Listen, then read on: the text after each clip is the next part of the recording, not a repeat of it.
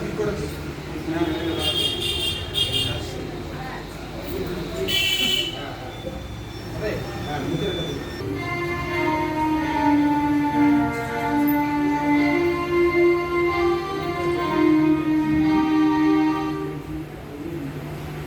প্রথমেই জানাচ্ছি আমার মন্ত্রগুরু এবং তারপরে নমস্কার জানাচ্ছি আমার সঙ্গীত গুরু শ্রী গভীরমন দাস বাবাজি।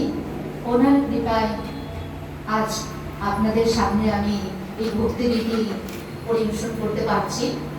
আপনারা আশীর্বাদ করবেন ওনার যেন আমি নাম রাখতে পারি।